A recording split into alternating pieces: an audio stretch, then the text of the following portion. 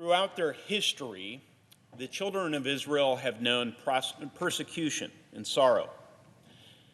They've lived in exile and enslavement. They've faced bigotry and violence. Entire nations and civilizations have sought to extinguish them and vanished, but the Jewish people remain. And against all odds, millions of their descendants gathered together in the Holy Land and founded a nation. Today, Israel is a vibrant democracy in the Middle East and a strong ally of the United States of America. Many people of faith would say the existence and perseverance of the state of Israel is itself evidence of divine providence.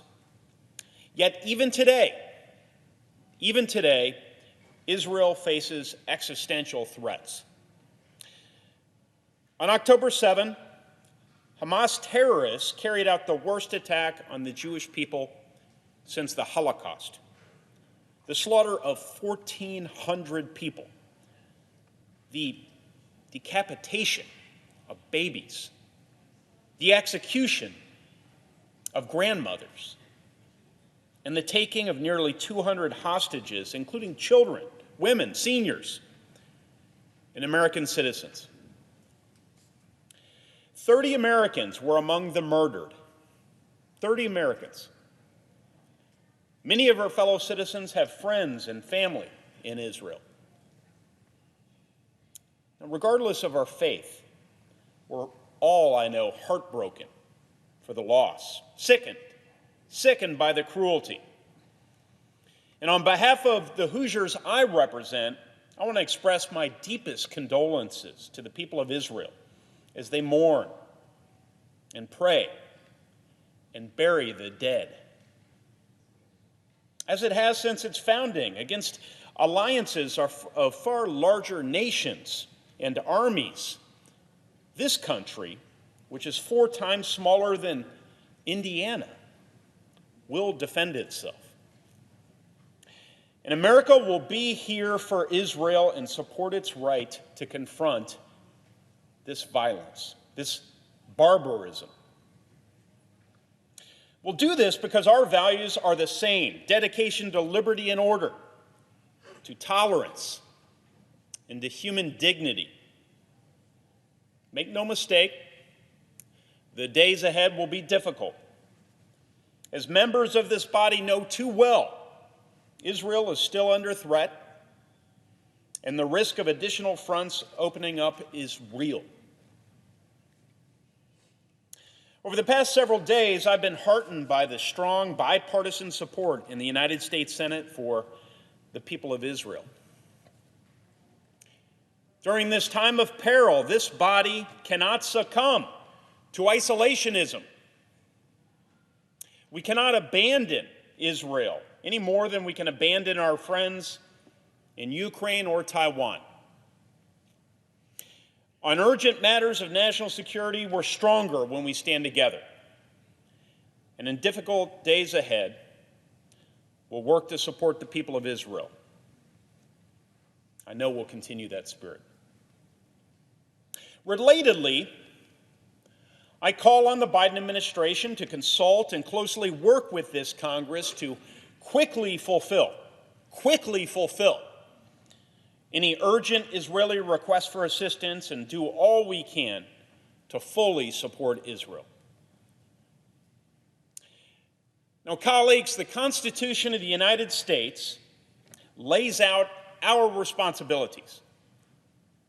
Congress has an important constitutional role in determining how the United States will respond to any additional acts of aggression. As we support and stand with our allies, we also must be crystal clear about what has happened. The attacks on the people of Israel orchestrated by Hamas were barbaric, depraved, they were evil. Long supported by the Iranian regime, Hamas's stated mission is to destroy the Jewish people.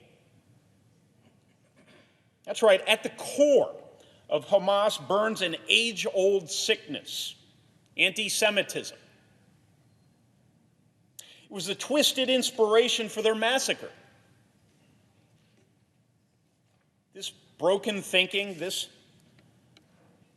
horrific ideology liberates not a single life. Instead, tragically, it will cost only more, including those of innocent Palestinian civilians. For the past 15 years, many peacekeeping Palestinians in Gaza have had their lives upended and exploited by the Hamas terrorist group. We acknowledge their suffering. We hope for change. Those in our media, on our college campuses, or even those serving in government who ascribe to the actions of Hamas to anything else other than hatred,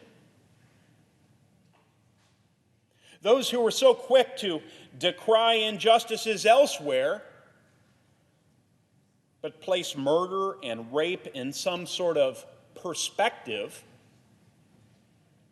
those who provide context for savagery, those who sigh that both sides are equally guilty. To all of you, I say, you're providing cover for monsters. The worldview of Hamas must be added to the roll call of evil ideologies that failed to destroy the Jewish people. And that is why we must stand with Israel. That is why. But that alone is not enough. You see, the murder of thousands of Jews brought reminders of the Holocaust and echoes of Russian pogroms and so many centuries of trials and tragedies. So we must also stand vigilant against and always oppose anti-Semitism, wherever it appears, whatever movement it's attached to, whatever banner it marches underneath. In these difficult days, we echo the old prayer sung across synagogues for the Jewish people. May God have mercy on them and remove them from distress to relief, from darkness to light, from subjugation to redemption, now speedily and soon.